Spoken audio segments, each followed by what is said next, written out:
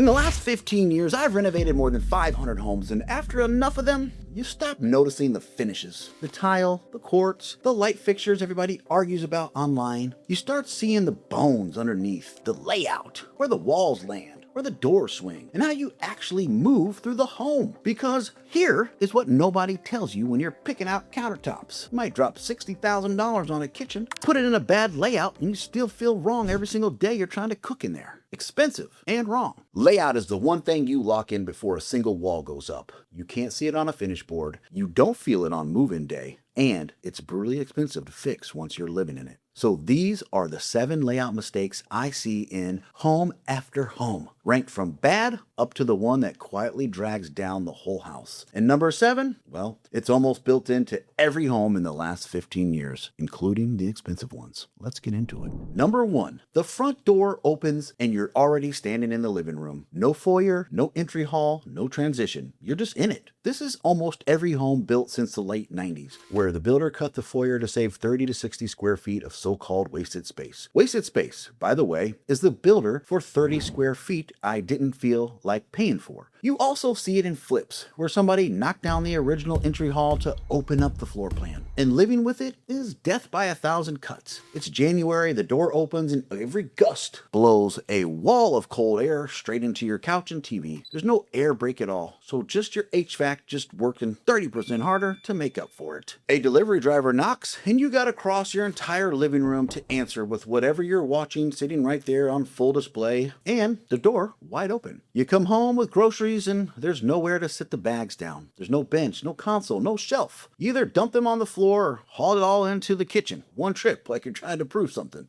That's me. So here's what you do. In planning, give yourself a real foyer, at least 5 to 6 feet, with a closet, a bench wall, a sight line that doesn't show the entire living room from the front door. That's about, who knows, $3,000 to $5,000, depending on what you're doing and where you're at in the cabinetry, a little framing. Try to add this after the house is built, and I don't know, feels like you're putting something in that wasn't designed properly. Not saying you can't do it, and you definitely can make something happen, but you're still talking about some extra expenses to make it work. I personally think it's worth every dollar, because real estate agents will flat out tell you a home with no entry feels cheap, no matter how nice the finishes are. Comparable homes with real foyers list $15,000 to $40,000 higher in the same neighborhood. A doorway is not a design feature. It's the first thing the house says about itself. Number 2, the broken work triangle. The triangle is just the path between your sink, your stove, and your fridge. Get those 3 in clean straight lines with nothing in the way, and the kitchen works. Break that triangle, and you spend the next 20 years walking in circles. I see this in 2 situations constantly. 1, the kitchen got designed around the cabinet layout instead of the way the people actually cook. 2, somebody renovated and put the fridge wherever the old electrical drop happened to be instead of where it belongs. And a lot of the time, the island got dropped right into the middle of the pathway between the sink and the stove, and nobody thought twice about it. You feel it the second you cook a real meal. You're draining pasta at the sink, you need a colander from the cabinet, and it's on the far side of the kitchen. You walk all the way around the island and the cabinet. You want it is blocked by the open dishwasher, so you walk back. 2 people in there at once? One's at the stove and one needs a fridge, and your paths are crossed 3 times in 2 minutes. You pull a hot pot off the burner and the nearest landing spot is 6 feet away, so you're carrying boiling water across a room in oven mitts like it's a relay race. The rule is simple. Each leg of the triangle should be 4 to 9 feet, and all 3 legs added up should land between 13 and 26 feet. Nothing big, no island, no peninsula, no tall pantry should cut any leg. Get it right in the planning, and it costs you nothing. It just takes a contractor who thinks about workflow before it thinks about cabinets. Fix it after the fact? Oh, that can get ugly. Moving the sink, rerouting plumbing, electric, then redoing countertops or cabinets. Oh, you're looking at anywhere between $50,000 and $50,000, depending on your kitchen, and you're going to be out of commission for a few weeks. And honestly, this is not just a starter home problem. Down here in Naples, I walk through 7-figure homes all the time where some gorgeous, oversized island was built for entertaining, and it completely blocks the path of cooking. Big budget, beautiful finishes, triangle, still broken. The kitchen is the most used room in the house. Buyers can feel a bad one the second they walk in, even if they can't tell you why.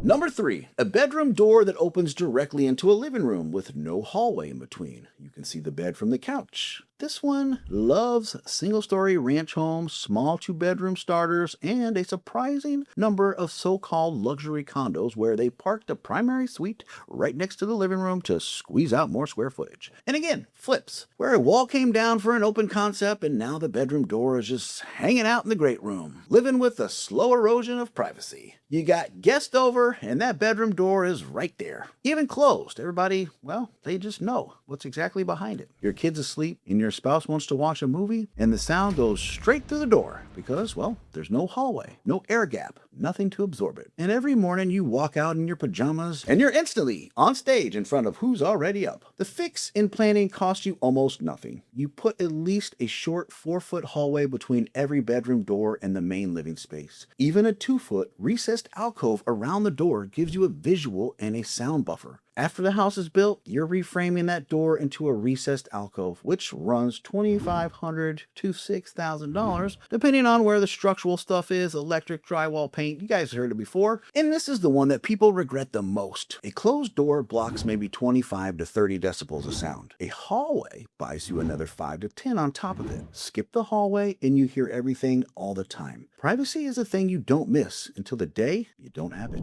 Number 4, a powder room door sitting in direct sight line from the kitchen, the dining room, or the living room. You're at the dining room table and you're looking right at the bathroom door. This is an open concept planning at its laziest, where the powder room got shoved into whatever leftover wall was available with zero thought about who's looking at it. Tons of homes since 2010 where the great room got all the love and the powder room got the last 30 square feet that nobody else wanted. And it makes hosting weird. You got 8 people at the dining table and the powder room is right there. Somebody gets up to use it, and everybody hears it, and they can see it. Then they walk back out and sit down like nobody knew what you just finished doing in the last 30 seconds. Or someone flips on the loud bathroom fan 6 feet from the kitchen and the whole conversation just stops mid-sentence. Or the door gets left open midday, and from the couch, you've got a clean, unobstructed view of the toilet, and your eye snags it every time you sit down. In planning, tuck that powder room in a short hallway behind an angled wall so guests can find it, but no one has to look at it. Findable, not visible. After the fact, you're relocating a door, building a little partition or an alcove, and guys, this could cost you $3,000 to $10,000.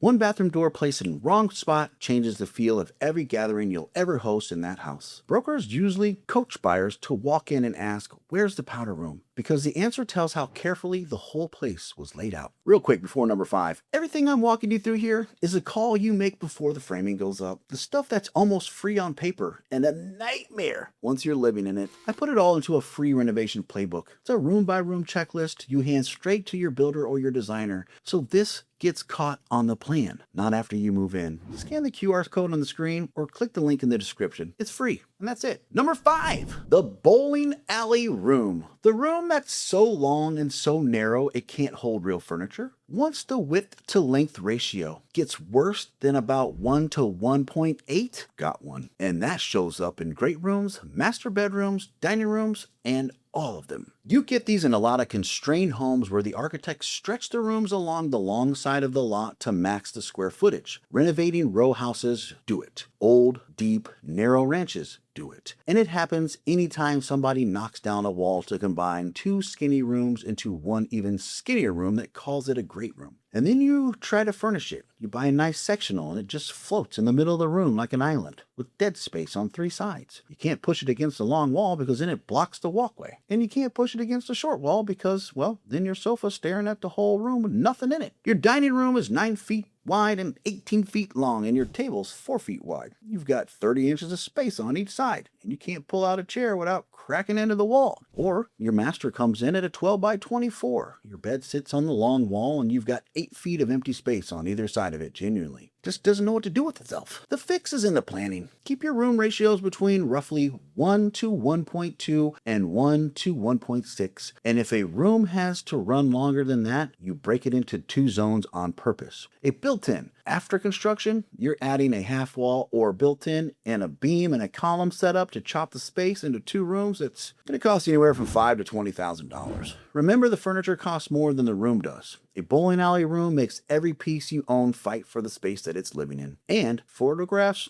like an empty house. Number 6, every window in the room crammed onto one exterior wall. This is in townhomes and row houses with party walls on both sides, bedrooms buried in the middle of a floor plan with only one wall facing outside, and back family rooms where only the rear wall sees daylight. Here's what one-sided light actually does to you. You walk in late afternoon and the window wall is glowing. Walls across from it are sitting dim and gray, and the room feels half lit no matter how many lamps you throw at it. It's a perfect 75-degree day in spring. You want to open the windows, and there's no cross breeze at all because the air comes in, swirls around, and goes right back out in the same side it came in. The room never actually refreshes, and when you go to take a photo of it, the window side looks great. Far side comes out like a dark blob, and you start wondering if it's your camera. It's not your camera.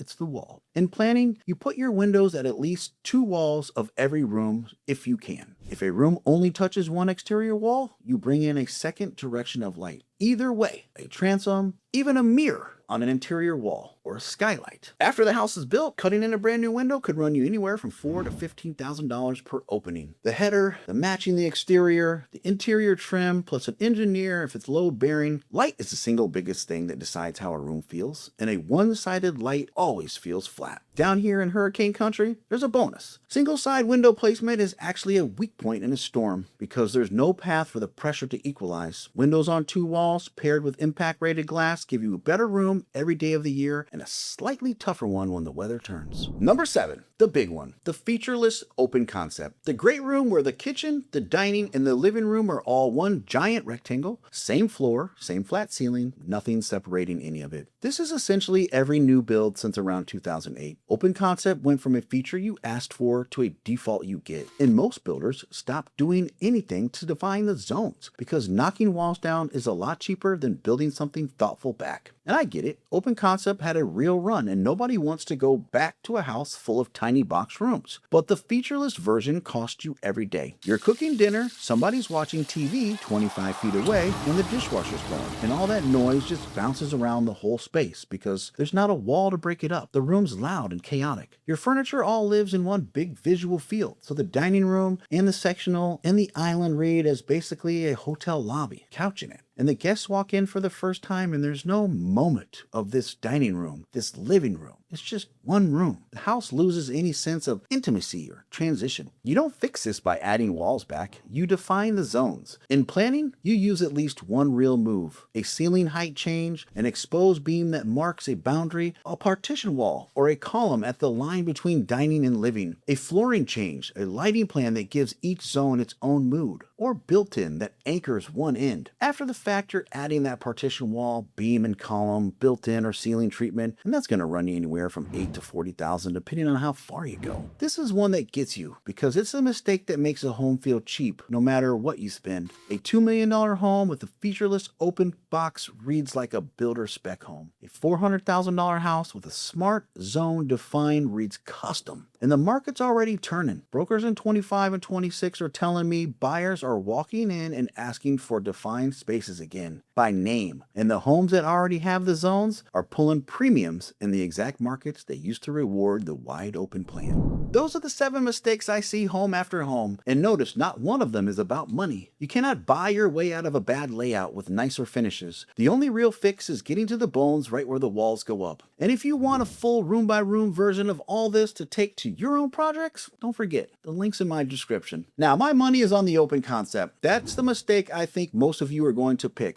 But prove me wrong in the comments. Tell me which one of these 7 is sitting in your house right now, and we'll discuss, because you know I read every one. Thank you for watching Built by Becker.